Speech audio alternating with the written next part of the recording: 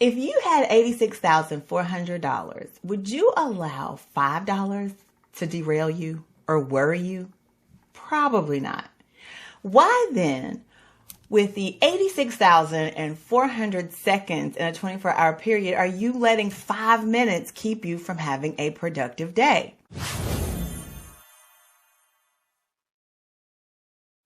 Listen, when my children were younger, we used to go through shouting matches every morning when it was time for me to get them ready. They would leave for school on the bus, upset and frustrated, and I will have allowed that first hour of my day to have me in such a tizzy that I needed until noon to recover. Needless to say, my days were not that productive, or at least not as productive as I wanted them to be. The way I fixed that was to just stop going upstairs, getting my kids ready in the evening, and having the sanity that I needed back every single morning, instead of letting it take me on a crazy cycle first thing in the morning where I couldn't get anything done. In this video today, I am sharing with you a framework to regain and own your time. And if you stick around to the end, I am going to show you how I've personalized this particular framework and made it super simple to implement. Let's go ahead and get started. Before we get into the actual framework, I did want to give you a brief definition of what a productivity framework actually is. It's a way for you to use what I call your circumstances for optimal success. And it helps you to weigh your opportunities against your strengths and limitations, so that you can determine things like the order in which you do things, like the action that you're taking to actually work the plan so that you can achieve the goal, that thing. Or it helps you to organize your daily workflow so that you can have a productive day. At the end, you feel like you actually got something done. And then also, I think it's a good way to help you with that habit stacking. If you've been around for a while, you know I've talked about habit stacking, and we're going to go into that a little bit, maybe today as well. So now that we know what a productive or a productivity framework actually is, let's look at some benefits of creating one for yourself. First, this framework is going to help you determine how to use your strengths most effectively. A lot of times we get ourselves into situations where, we're faking it till we make it, but we're not taking into account our strengths and our personal framework in those actions. And so we're finding that we're not doing that great of a job. But when you're thinking about productivity, you want to start with your strengths, and you want to determine what they actually are and how you can use them to be most effective. Next, having a productivity framework is going to help you stay in alignment with your overall goals. How many times have you gotten to the end of the year and you look back and realize that you are nowhere near meeting the goals that you set for yourself at the beginning of the year? Chances are you did not do activities on a regular basis that were in alignment with those particular goals. And then next is going to help keep you focused on what's really important when it comes to actually achieving those desired goals. It's going to show you where your no needs to be a no and your yes needs to be a yes, which will also keep you in alignment with actually achieving your goals in the first place. Now, there was a particular framework that I wanted to share with you, and it's called the R.I.C.E Framework, and it's a productivity framework that is typically used in business production of a product or something like that. Well, I really wanted to take this opportunity to redefine it and help you to use it in your personal branding, in your ability to achieve whatever your goals are, whether they're career goals, business goals, or just personal goals, helping you to become more productive and own your time. So it's the R.I.C.E framework, and typically the R.I.C.E framework stands for reach, impact, confidence, and effort when you are creating a product or a service in your business. But for the sake of this video, what I'm going to do is I'm going to modify the 4 factors to evaluate the potential actions you need to take to meet your overall goals, whatever they are. So the first one is R, and that is be realistic. It is the question of whether or not you believe what you're going to do, this action that you're about to take, is realistic and it is going to your overall goal. So does it align with this goal? Do your strengths outweigh your limitations with this particular action?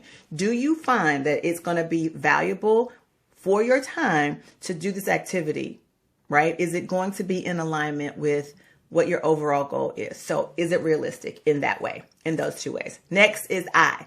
You want whatever it is you're doing on your time to have some sort of an impact on what it is you want your overall goal to be accomplished.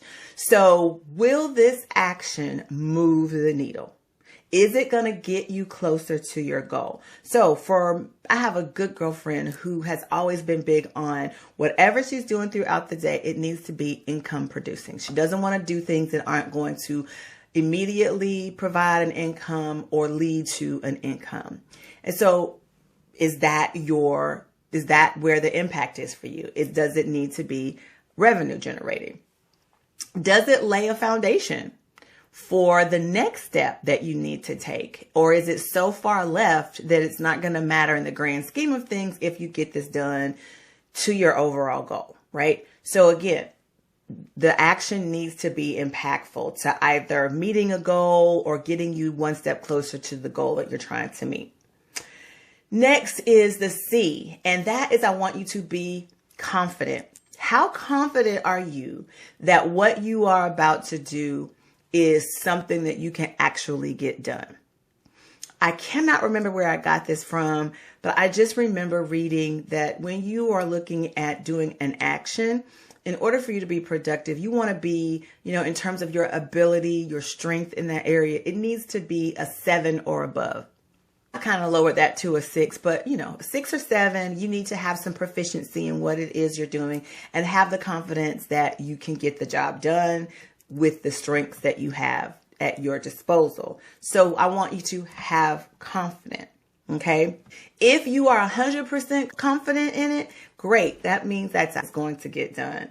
Maybe you only have an 80% confidence level in your ability to get it done. I still think that that's something that you should go for, in my opinion. But then if you feel like it's 50-50, that is a low percentage rate. And so I don't know for me that if whatever it is that needs to get done, if I have just a 50% confidence level that I'll be able to get it done, if that is something that I should prioritize in the day. Maybe that is something that needs to be delegated if I want to own my time. Some call me the Queen of Clarity. Others call me the Workflow Wizard. And some call me Superwoman. In fact, I'm often told that I get more done as a single person than an entire team full of people. Although all those names are flattering, my actual name is Andrea Patrick, and I'm a wife, a mother of 3, and a mompreneur. The combination of my passion and my strengths allow me to help you make the most of your time and marketing budget. The result is you deliver verbal and nonverbal messages that clearly and effectively make people feel confident in giving you their hard-earned money.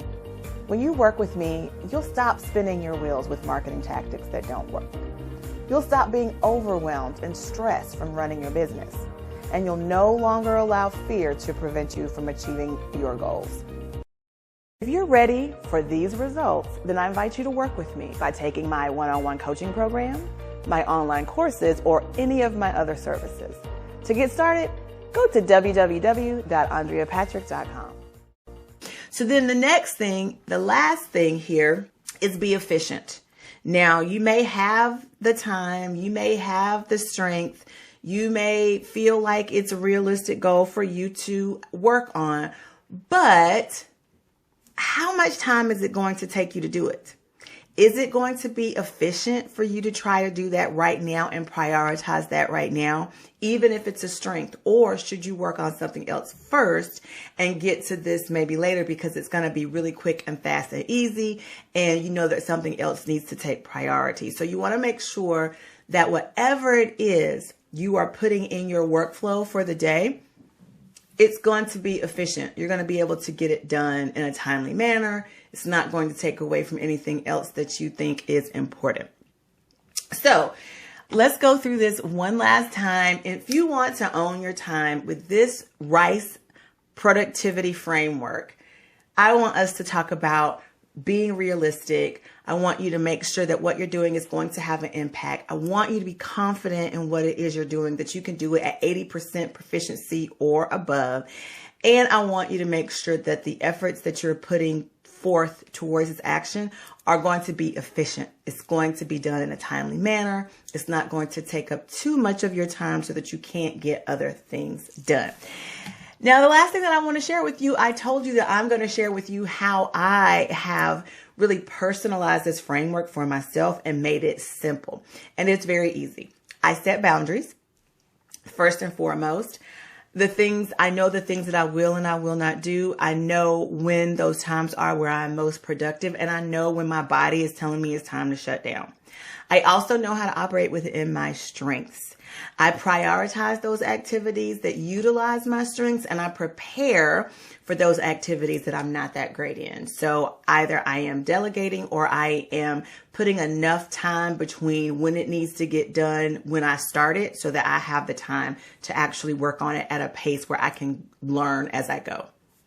And then lastly, I focus on results. So no matter how small the project is, I ask myself if this action is going to move me closer to my goal.